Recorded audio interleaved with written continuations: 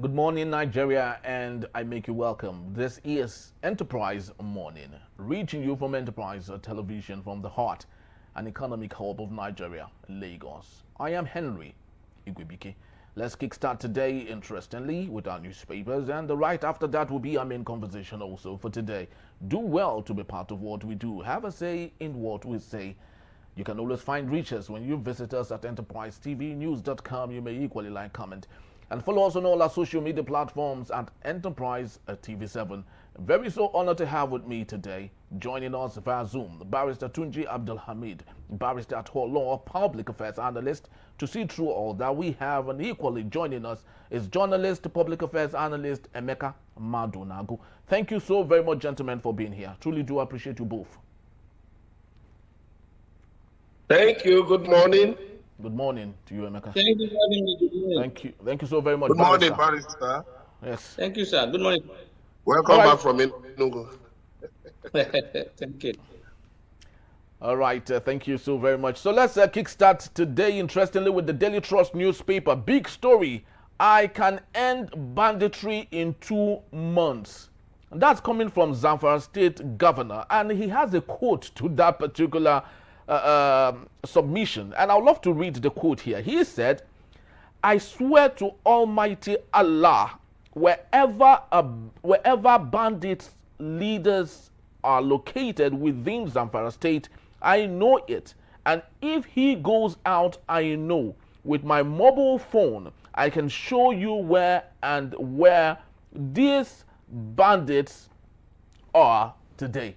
That's coming from Zamfara State Governor. And one would wonder, if he has all of these facts to himself, why then is he finding it difficult to collaborate with the Nigerian army to see to the end to insurgency and banditry in Zamfara State? I'd love to start with you, Barrister Tunji Abdulhamid.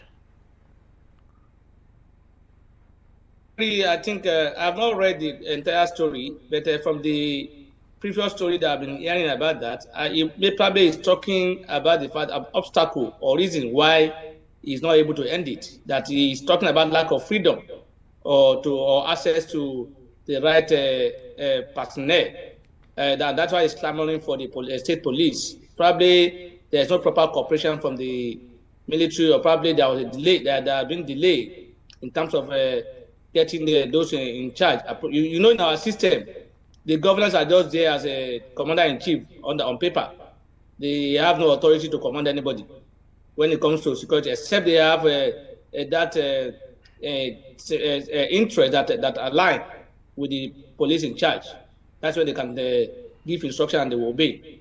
When they see that it's not in line with what they are interested in, or what probably there is no, they are waiting for body language from above, and it's not coming, they will not do much. So it probably is saying because there's no freedom in that regard. There's no proper authority to command those who are supposed to fight the bandits or war. Probably is saying that, like I said, I've not read the entire story. I'm just giving my position based on what I had him say before now. He talks about that. He talks about the constraint of trying to get in touch with those who are supposed to fight the war, but who sometimes the difficulty they engage or they encounter in getting approval to do what they want to do. So probably is clamoring for authority to have his own police and have his own people that can fight the banditry. So that probably is saying that if he has that opportunity, if he has that under his control, he'll be able to bring them out. Probably he's been giving the information to the right people, and they are not doing the right thing, or they are not doing what they want them to do. And since he cannot control them, he will have to do the way he likes, what he has in his hand. For me, like I said, he may know what he's saying, but it's not too clear to me as to why he's not able to achieve that for now. Very true, Barrister. Emeka, of course, it's obvious that he knows what he is saying. For him to have said this, it means he understands where the problem is and knows where to nip the problem in the bud. The question again is, why is the military not working with him to get these people out of Zamfara State and equally the entirety of the northeastern region of Nigeria?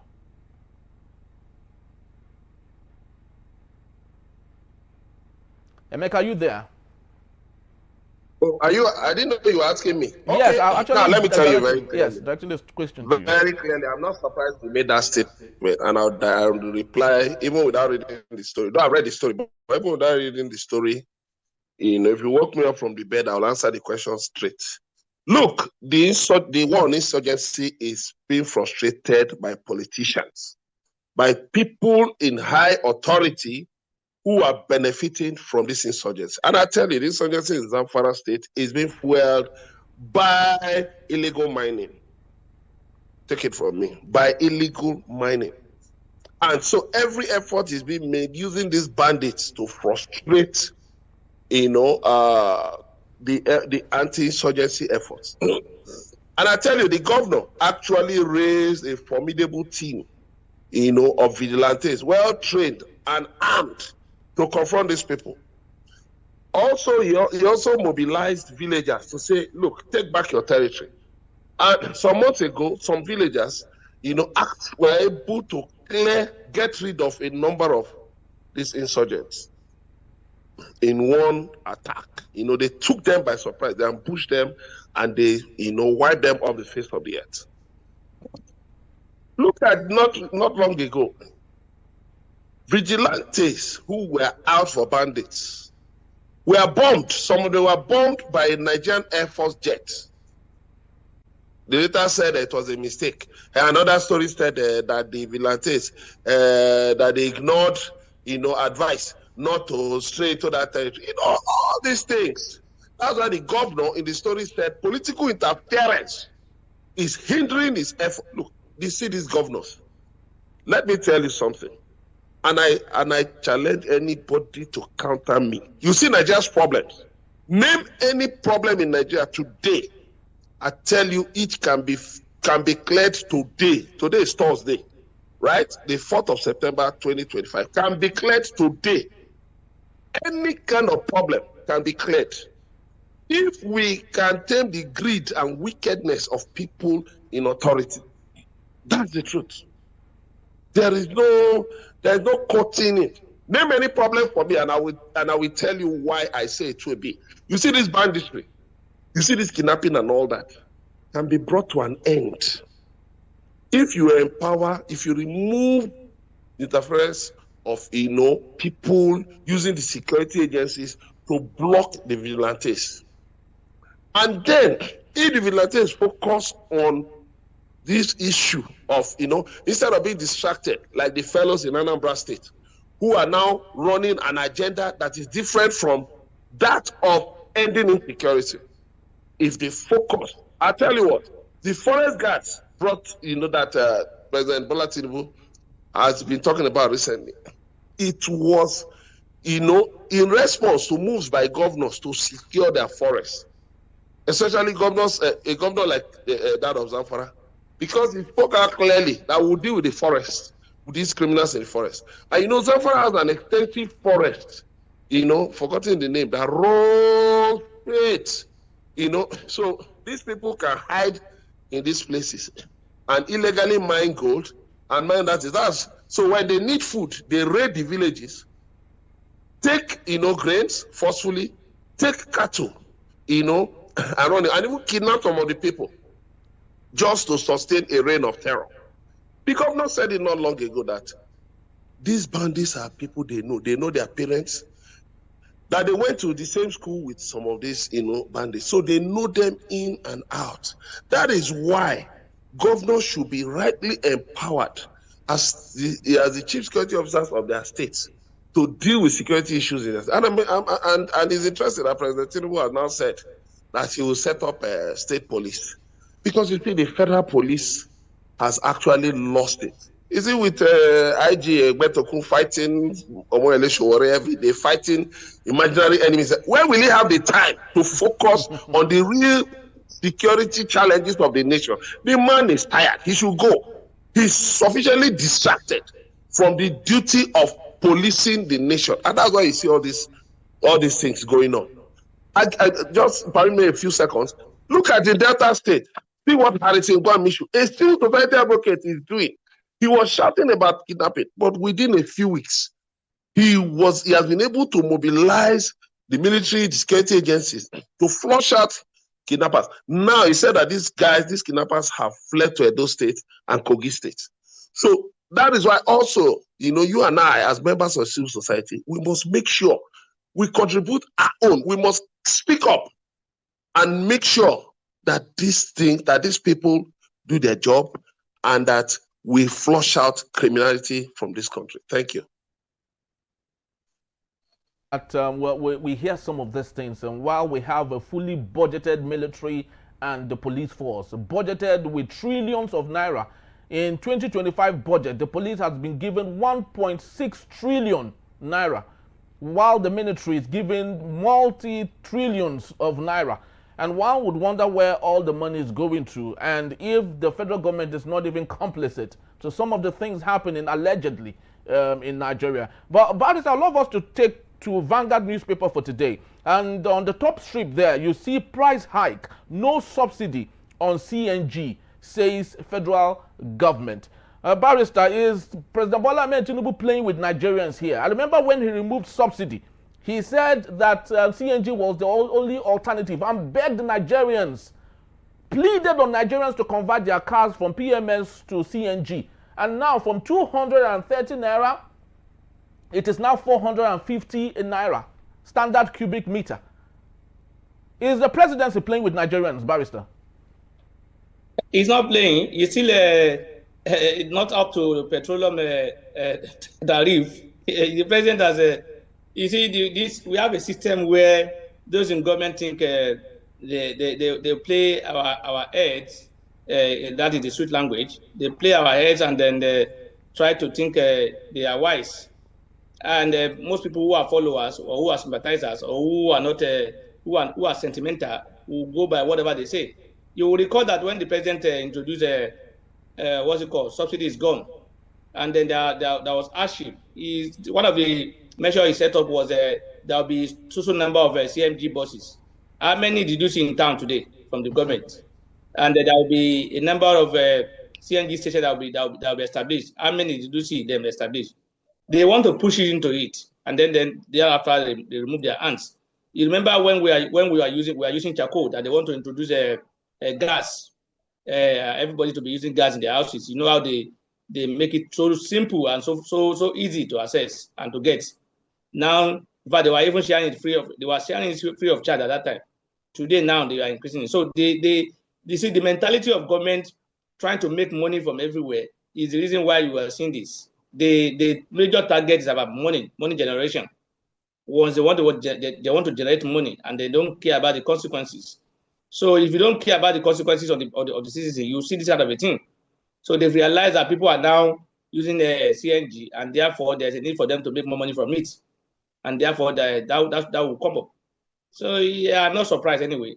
It's our system, and that's the way we do things in Nigeria. It's not only the president, Asiwaju Bola Tinubu.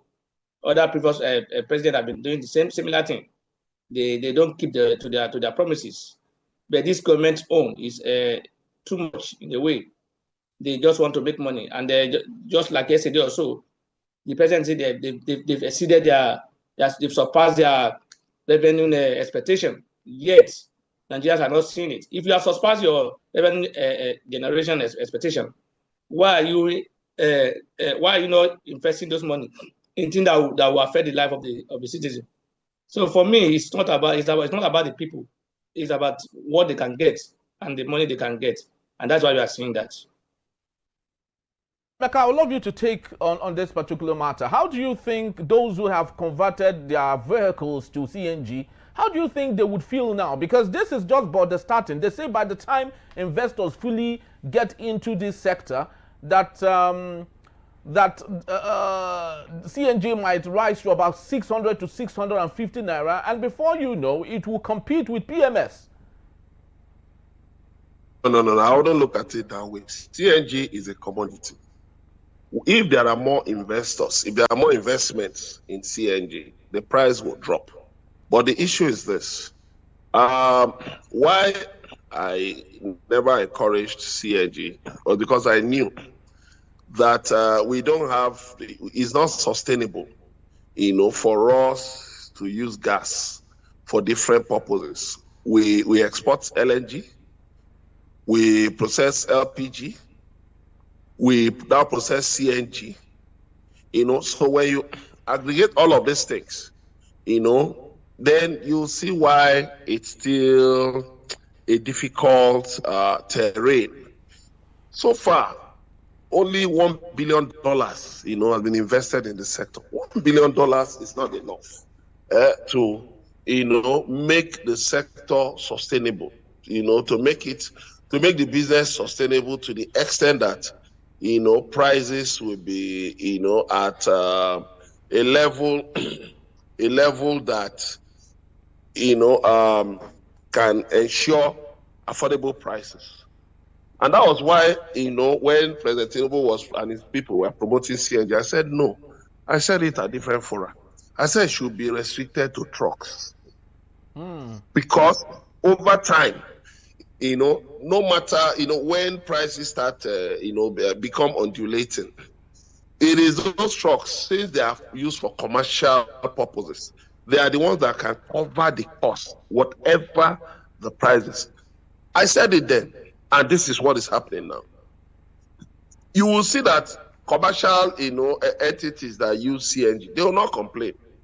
They won't complain. Bus drivers, for instance, won't complain because, they are still charging fares like those their colleagues who are still, who still use diesel or petrol. PMS. So, but you will see those who use trucks for long haul. It's even cheaper for them. And, it ensures that at least they can run easily, in terms of, deal with the problems on the roads, the bad roads. So even when they're in traffic, or, and you can alternate between CNG and PMS or CNG and diesel. So more investment. Yes, more investments we expect will bring down the price. But the problem we have in the power sector, gas plants. The federal government now recently said it would disconnect Gencos from the gas network because there's a hanging debt of over 2 trillion naira, owed by the Gencos, including the federal government, because the federal government has 40%, has a 40% shareholding in each of the Gencos. So far, only 390 million out of 2.4 trillion has been paid. That's just like a drop in the ocean now. So, so for me, CNG is not a sustainable path, in trying to provide an alternative to PMS. Now you see government saying that from January they will charge a fuel tax. All of these things are just looking for ways to maximize, the benefits in the downstream sector of the oil industry. But at the end of the day, these are not even enough. People are talking about electric cars and all. No, what we need is, a better management of the downstream sector of the oil industry. And then more concentration of population away from places like Lagos and all of that, so that people don't have to spend so much in commuting. Spread development across the country. And then in that way, investors will find a number of things to put their money into. But if you talk about CNG, I tell you what, look, people who went to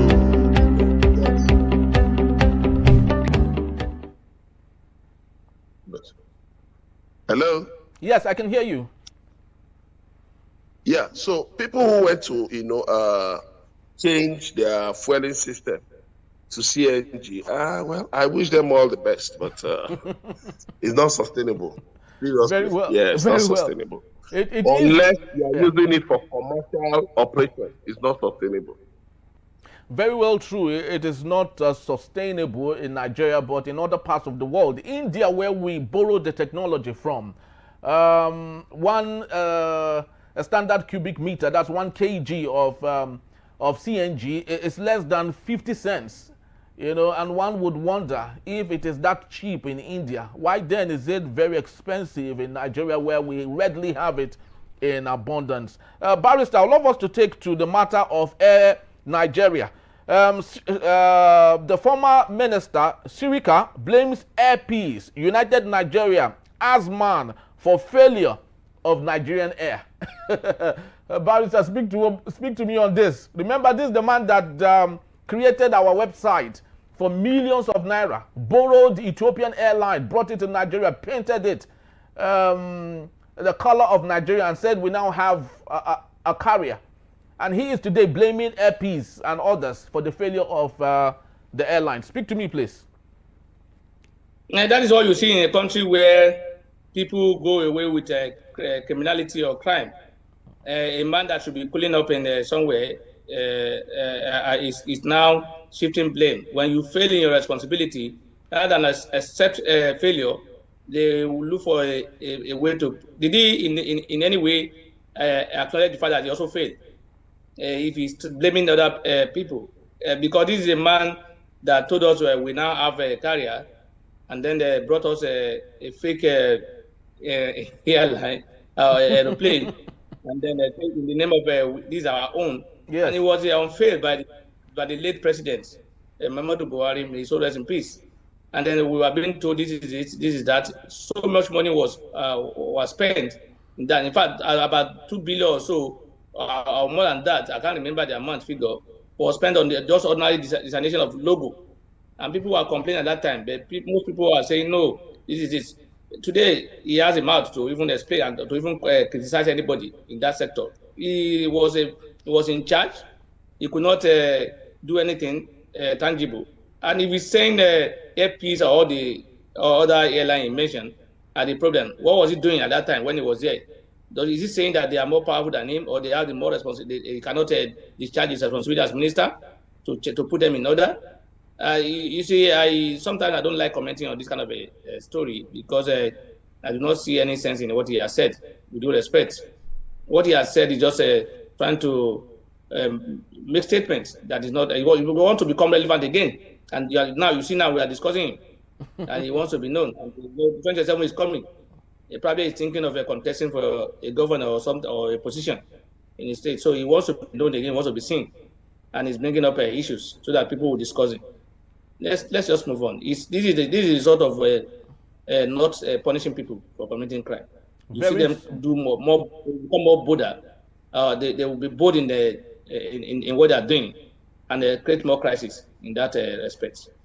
Very true. The country that is Nigeria, a country where we gift those who have committed crime and ask those who have contributed to Nigeria and punish them.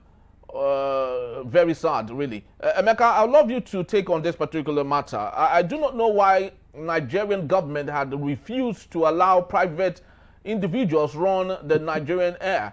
Rwanda Air is managed 100% by Qatar, and Ethiopian Air is equally managed by Emirates, and they're doing awesomely well. Why can't we allow for an indigenous company like Air Peace to maybe manage the Nigerian Air?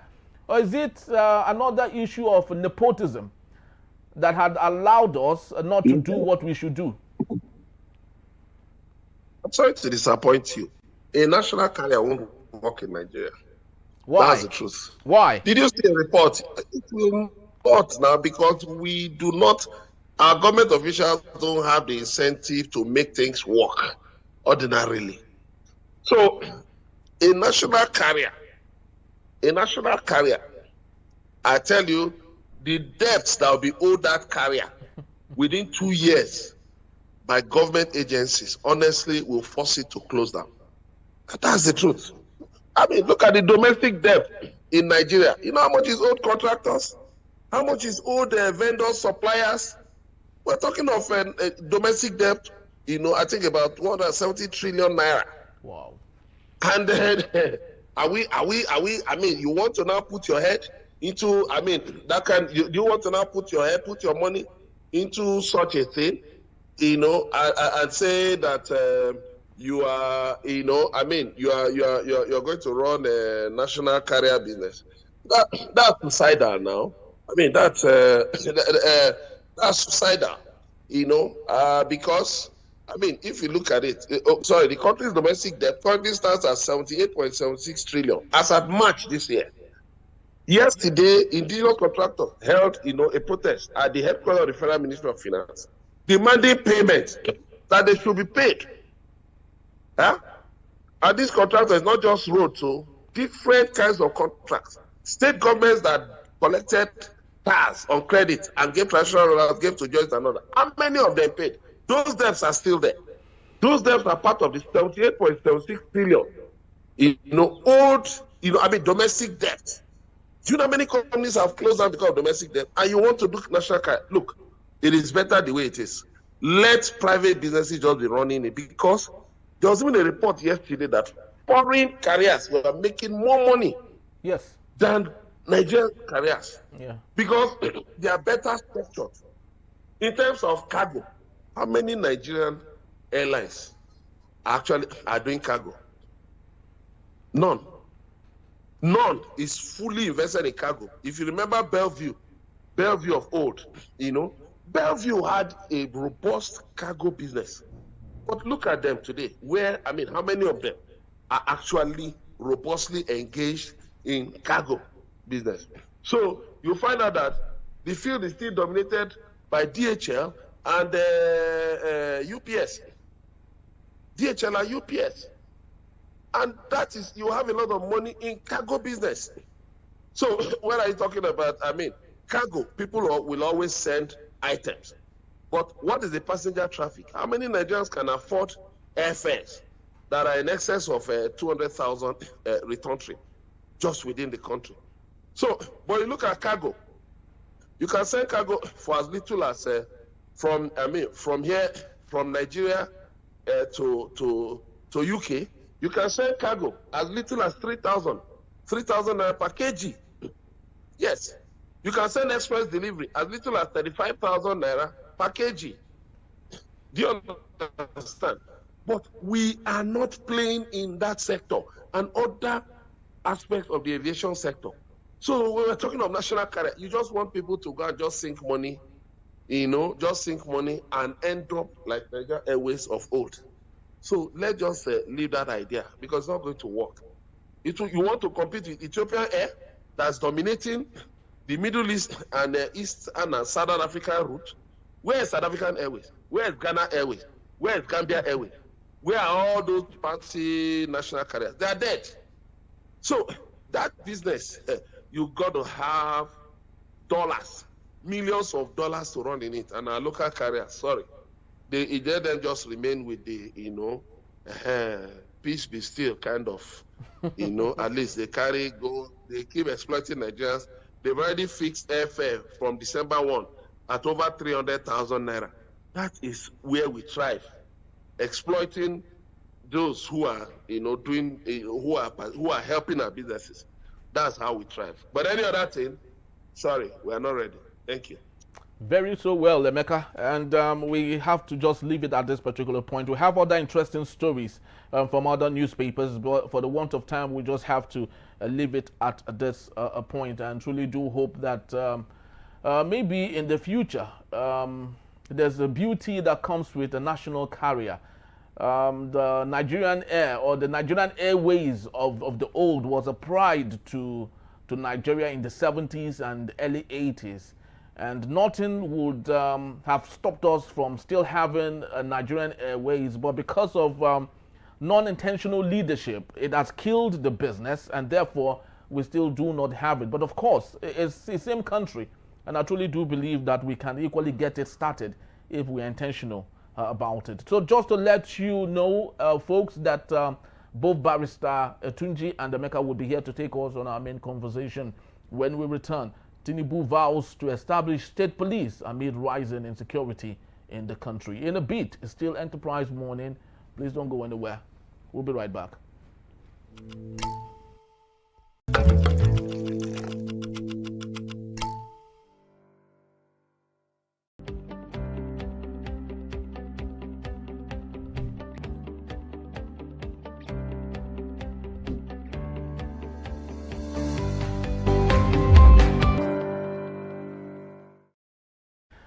Thank you so very much for being back. This is Enterprise Morning, reaching you from Enterprise Television. Let's head straight to our main conversation for today. President Bola Ahmed Tinubu has declared that the establishment of state police is now a necessity to effectively tackle Nigeria's growing insecurity challenges. Speaking during a meeting with prominent Katsina leaders, including Governor Dikko Radda at the presidential villa, Tinubu emphasized that the federal government is committed to addressing insecurity head-on. He acknowledged the porous borders and inherited systemic weakness, but maintained that with determination, these issues are surmountable. The president also revealed plans to strengthen security operations in Katsina State, deploy advanced military technology, and enhance the capacity of newly recruited forest guards. He stated that he is actively reviewing security strategies and receiving daily updates, stressing that Nigeria must protect its citizens, places of worship, and public spaces. Tinubu affirmed his commitment to creating state police and reminded the delegation that a committee was formed earlier in 2024 to study the framework for its implementation. Tinubu's statement drew widespread support from stakeholders, including regional and socio-political groups like Afenifere, Arewa Consultative Forum, and the Middle Belt Forum, who have long advocated for state policing. The Northern Elders Forum also urged the president to declare a state of emergency in the north due to the persistent insecurity that has stifled development in the region. I still have with me Emeka Madunagu and Barrister Tunji Abdulhamid. Thank you so very much, gentlemen, for being back. And I'd love to start with you, Barrister. What's your take actually on the state policing thing?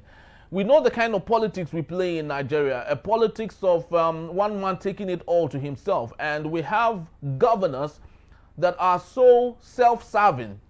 They would use the arm of the government against the opposition and stifle them with everything they have. Just imagine if this power is rested upon them. Do you think this is an advantage or disadvantage to Nigeria, state police, that is? Barrister.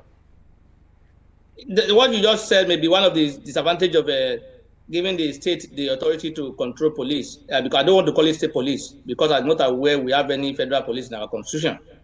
What we have is police, Nigerian police. But because they are being controlled at the federal, we call it federal police. So I will not use that adjective, state police. I would say control of police in the hands of the state. That's one of the disadvantages. And if you look at that, that also applies at the federal level. The federal government is using the police to achieve its objective, even within the states. So we cannot say because somebody is misusing his authority or is using authority wrongly, we will say what will give us progress will not be supported. I commend that effort. I'm a supporter of giving the police, the states, the governors, the authority to control the security apparatus in their states. And probably that was what the governor of Zamfara was saying the other time, that if he had the control of state in his hand, of the police, of the security agencies in his hand, he will finish banditry in 2 months. So he's saying that it's one of the obstacles that they need to go and seek for authority or approval from somebody at federal level before you can do anything in your state in terms of security. It's one of the reasons why some of these insecurity are prevailing.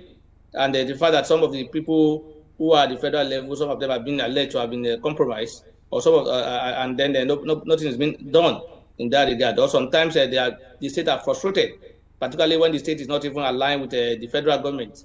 Whenever they complain of any insecurity or whatever, there is a delay or there is even a lack of there's nonchalant attitude regarding it. So if they have the control of the security apparatus within your state or within your hands, you won't have any blame or any excuses to give anybody again. That means you'll be able to blame yourself if you fail to do what you're supposed to do. There's need for us. That doesn't mean the police being controlled by the federal, which we call federal police today, will be useless. No, there will be collaboration where necessary. But the state will also have the authority to do what they want to do in terms of security. They need to, if there's a security threat or issue, they need not wait for the people at the federal level for them to do whatever they want to, or take steps to cure the insecurity. That has been the problem. They have to wait and seek approval. Sometimes they complain that sometimes they will even call the IG and so many times he will not pick on time. It may even take days or a week or hours for him to respond to a distress call. So in that circumstances, what do you think will happen? So for me, I don't see, if you are looking at the political side of it alone and netting other advantage of it, we will miss the point. There will always be misuse of authority in Nigeria. Most people in the authority in Nigeria are always a fan of that. Like I said, even the federal is guilty of that. You remember if you recall on the Edo State election, prior to the election, you see how the police were pursuing certain members of the PDP in the name of they are investigating them for a crime or for crime. And thereafter, immediately after the election, there was not any investigation any longer. So it shows that they were just used for the purpose of election. So it will happen everywhere, whether federal, whether state. What we need to do is, we're in a country where rule of law does not matter. If we are in a country where we follow constitution and the rule of laws are respected, such issue will not, or such concern will not be there. It must be there by now, because that is reality on ground. We have that reality on ground, that I admit and acknowledge the fact that most state governors, or almost all of them, will misuse it.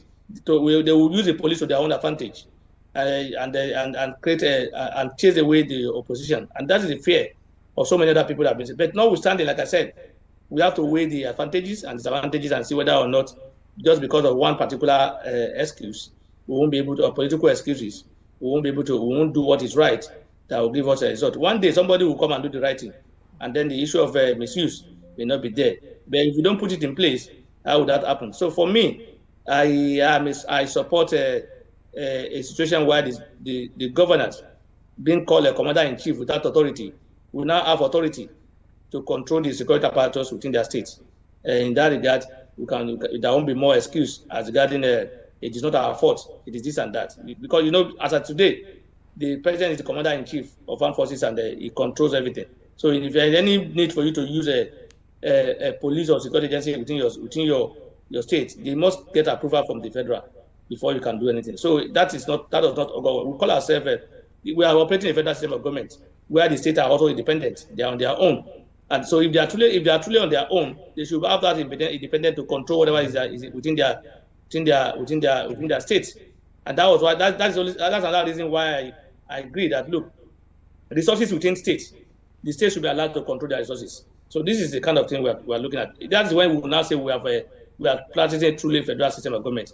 The president has been, before becoming president, he has been talking about this issue of police or whatever they call it. And now that he's in power, he must fulfill it, because that has been one of his projects. He has been money on that. So I expect him to support it and to ensure that is in place. I am in support of it.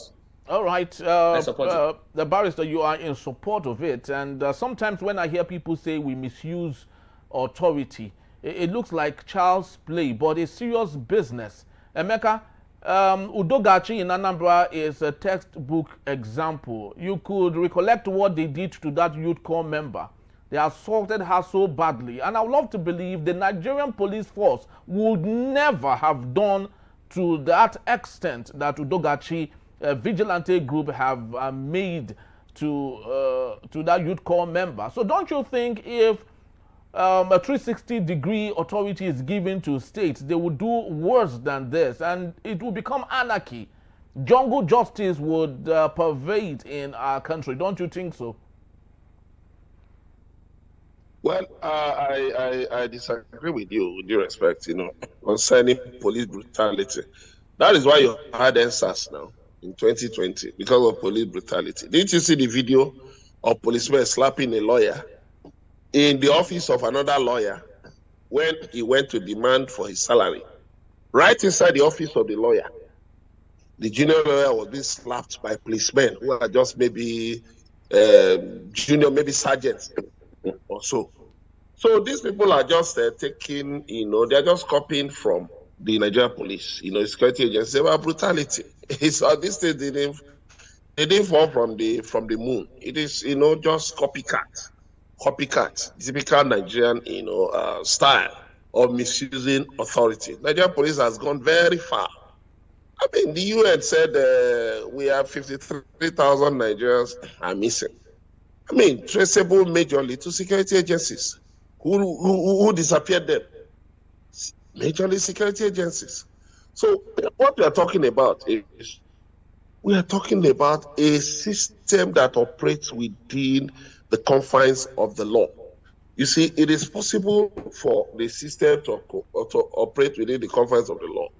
Look at what is happening in the United States now. The way the immigration and customs enforcement is going about picking people and deporting them. Time will come when those leading this charge will face trial for human rights violations. Yeah, they can be banking on Trump. Trump won't be in power forever. It's almost 1 year of his being up. So when it's out, of course, people are going to be called to account. So the point is this: being able to operate in a constitutional and lawful manner. That's what we need. Soludo, Governor Chukwuma Soludo of Anambra State, he brought up people just from the streets, raw, and gave them weapons. I just asked them to go and fight crime. You don't fight crime that way. You don't. You first of all take time. You saw the Amotekun, Ondo State. Governor Rotimi Akeredolu, he took time to train them. He didn't just rush them out to the streets and say, go and start fighting. He took time to get them trained, get them kitted. He got uniforms for them. But these Ludogachi people just operate like, like outlaw. No uniforms. You see them putting on masks and all that. So what differentiates them from the criminals? They are purporting to fight. What we need, operate within decent boundaries. And let me tell you, we glamorize crime in this country when we know that 70% of the problems, that leading to criminality are generated by socioeconomic factors. People are hungry.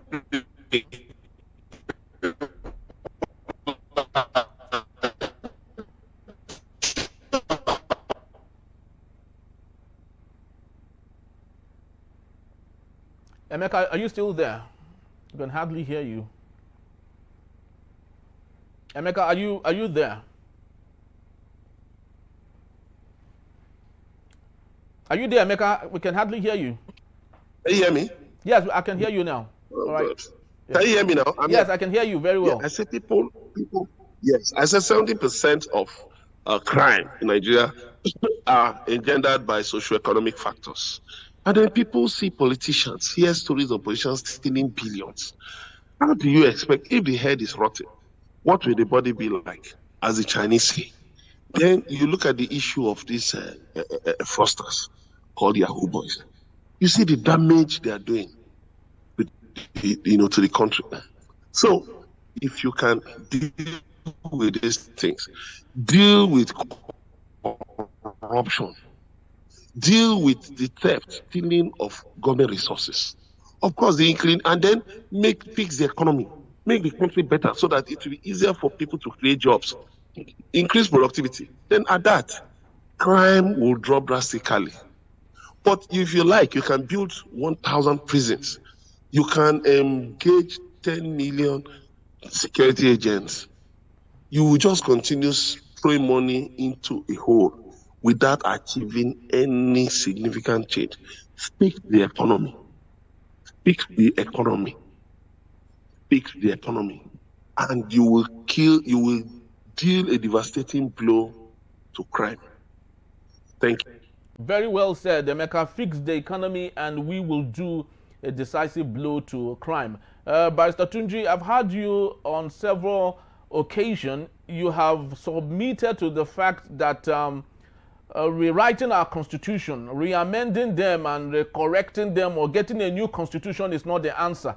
You've always said that what have we done with the constitution that we have? That you have said.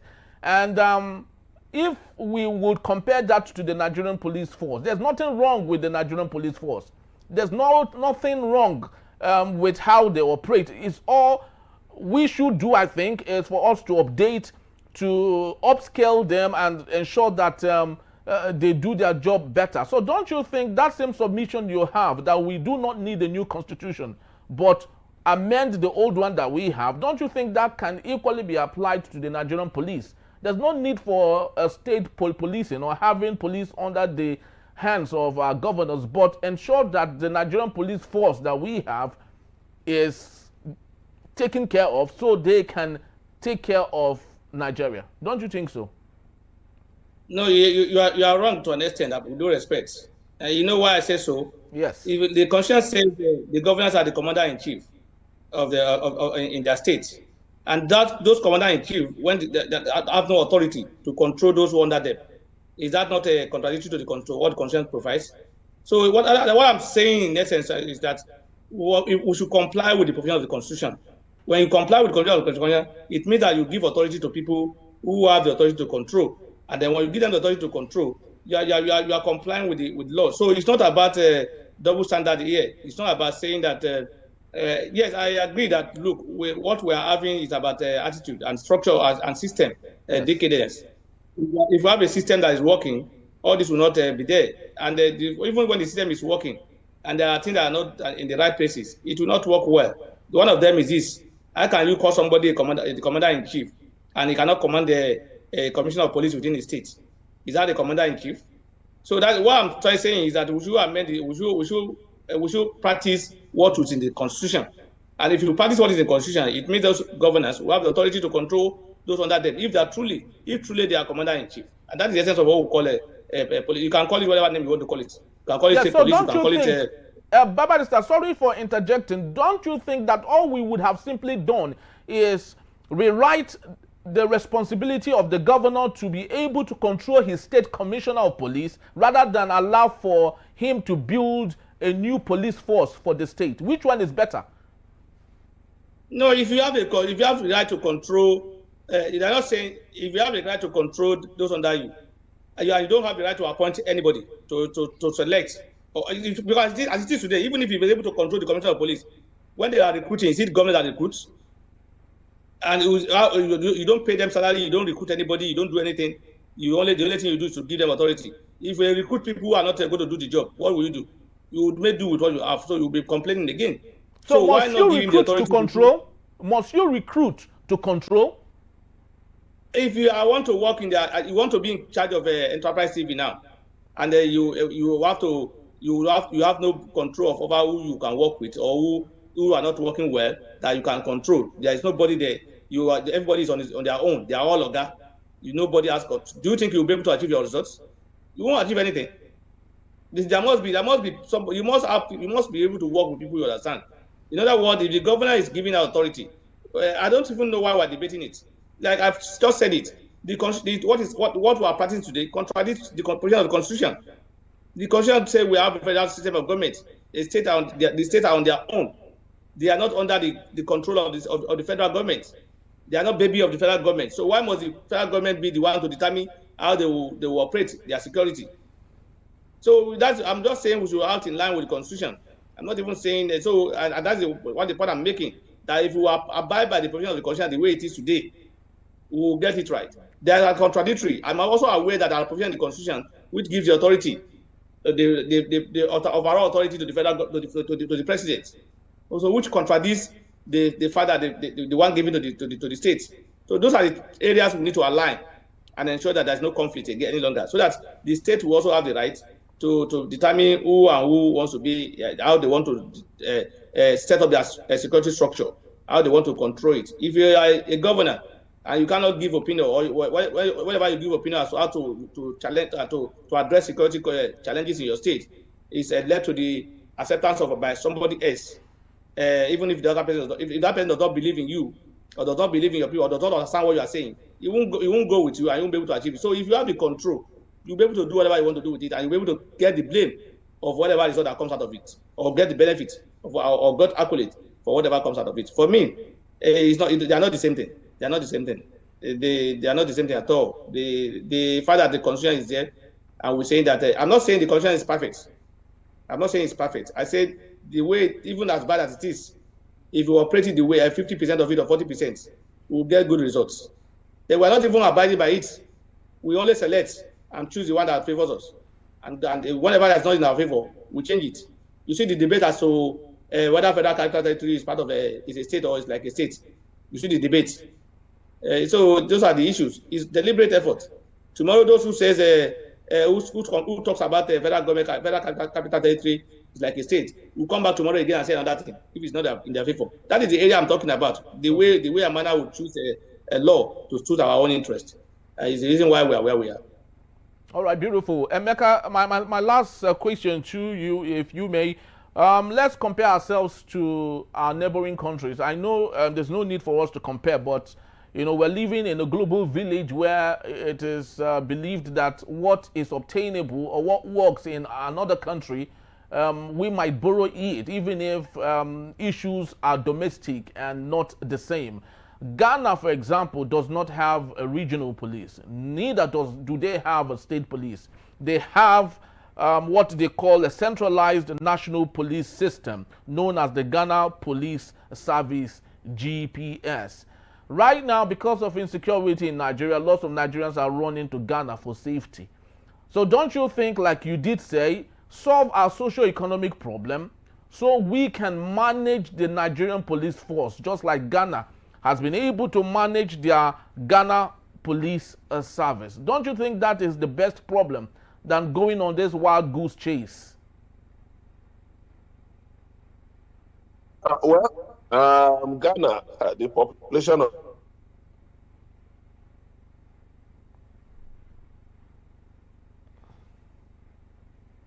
Are you there, Emeka? Can you hear me?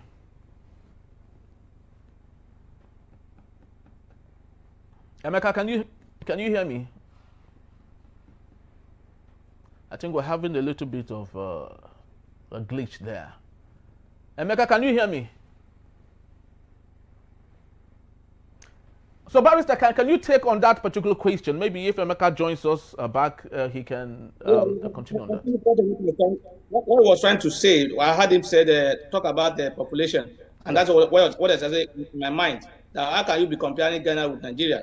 What is the number? What is the population of the people of Ghana? The entire Ghana, I'm not sure, is up to 2 or 1 state in Nigeria. So there are 2 different scenarios. Why are you not saying why is it in US? Each state control their own security apparatus. Why are you not making reference to that? Why are you making reference to country where that is not being done? So you see, we are practicing what's it called? Presidential system of government. Ghana is not practicing presidential system of government. So and in that regard, they are not comparable. And look at the population too; they are not the same. So we need to do what will work for us, not just copy other country. We need to look at our own environment and see whether or not that will be possible. We cannot. It is clear that the central control policing system is not working, and we don't even have enough number. And the reason is that they will say there is no money. So if every state is allowed to get its own security apparatus, that will create more number for us, because every state will have to recruit and get more people into it, and then we'll have more numbers. So for me, you cannot compare the two. I think I'm back here. Yes, Emeka, are you there? Sorry. Yes. Yeah, what I'm saying, sorry, there was a glitch. What I'm saying is that Ghana is like, the population of Ghana is like 1/10 of that of Nigeria. Then the complexities, the size of, our territory and all of that, makes it imperative for us to adopt, the style used by the United States, for instance, having policing at different levels, down to the community levels. Definitely the security challenges Nigeria is facing are different from those of Ghana or Benin or Togo or Cameroon. We have different challenges. So the point is that if it works for us to have state police, community policing, federal policing, we should also bear in mind, look at what President Donald Trump of the United States did in Washington, D.C. He actually deployed federal troops to take over policing in the federal capital, because the Capitol Police, the police, the local police, had been unable to stem the rising tide of crime. So there should be those safeguards that where certain things infringe on the rule of law in the operation of state and community policing, that the federal government reserves the right to intervene. That will put states in check. Then I think if we look at, I think the governors, I thought the governors should have gone to Supreme Court to ask for a proper interpretation of Section 32A, in 33.2, 33.2 concerning self-defense, to clearly define it. Because, I mean, you cannot just carry weapons, the Firearms Act prohibits people from having, people who are not security agents from having weapons, without a permit from the Inspector General of Police. But there are so many weapons everywhere in the hands of vigilantes. So is that not a violation of the Firearms Act? While you are pursuing the implementation of Section 33.2, of the Constitution that gives the right to self-defense. So some of these things too are issues that need to be ironed out by the judiciary. But unfortunately, the judiciary has not, shown, interest in actually defending the rights of the people. Anything that's against the interest of the federal government, the Nigerian judiciary, the Supreme Court should sit down. And that is the sad thing. It should sit down. Look at what is happening in Rivers State. Now, I think a date has been October 9 has been fixed, to hear, the suit concerning the removal of the governor. October 9, when the emergency rule is expected to end on September 18. So that tells you that, we are the ones deliberately creating contradictions in our system. I, for one, would just, prefer that the current federal control of the police, like Mr. Tunji talked about, should be decentralized. Not necessarily calling it any name, say police or whatever, but we should decentralize it. There should be checks on the part of the Inspector General of Police. He should not be acting like a deputy commander-in-chief of the armed forces. There should be, we need to cascade this authority to different levels so that it will be easy to deal with crime. It should be easy to deal with crime. And so it's very simple. If you fix the economy, if you get, instead of creating forest guards, let the governors have full effect of the powers given to them in the Land Use Act to control all land in their states. Let them have full effect. But the fact that you allow people to stay in the forest and the governors cannot determine who stays in the forest and all of that, that's a contradiction. And there are so many other contradictions in our constitution. So the constitution needs to be ironed out. We need to tell ourselves the truth. We're a federal system. We operate a federal system. And a federal system cannot operate where there's a centralized system, where you now have federal forest guard. Because no forest is under the control of the federal government, except any forest in Abuja, which is the federal capital territory, within the FCT. There is no forest under the control of the federal government. So that's the usurpation of the Land Use Act. But I'm surprised the governors, the governor of Katsina and his team who are there just sat there, looking like ignorant, people. When the president was clearly telling you something that's unconstitutional, that is deployed forest guards. Why not ask him, give us the resources, the funds you're going to commit to those forest guards. Let the forest guard operate, under the control of the governor. You are deploying forest guard in violation of the law. And so, all these contradictions make the whole thing. Of course, there are people making money from insecurity in Nigeria. I have to let you know. There are people making money from it. There are people making money from kidnapping and all of these things. And these are not ordinary Nigerians. They are influential Nigerians. And so all of these things, if the hands of the government are not connected to all these crimes, if the hands of people in government are not connected to all these crimes, it will not be difficult. If the Zamfara governor says within 2 weeks he can end banditry, the federal government should be able to end banditry within 48 hours. Very well. It's not a big deal. Yes, it's not a big deal. With weapons, look at all these insurgents across the Sahel. They're now using drones. So the federal government, should be able to use drones, use whatever, weapons at its disposal to scrap insurgency, to deal with kidnappers, to make the country secure. It's not a difficulty. Within 48 hours, just one pronouncement from the president and action. It's not a situation where you are trying, the armed forces were about to apprehend Bello Tuji, that criminal, that terrorist, and then they received an order from above to retreat. They had already killed some of his men. In fact, they were about to grab. Know that he had called, and they said that he will cooperate with government, and then they withdrew. What sort of a thing is that? You are just laughing at yourself. Thank you. Thank you so very much, Emeka. It's actually a disturbing matter here that in Nigeria, right now we have about 6 million illegal arms, light weapons in Nigeria. It's about 11 million of them in West Africa. Out of that, Nigeria has about 6 million illegal arms in Nigeria. And you can see how bad the situation is. In Katsina State, for example, some villages do not have inhabitants in them.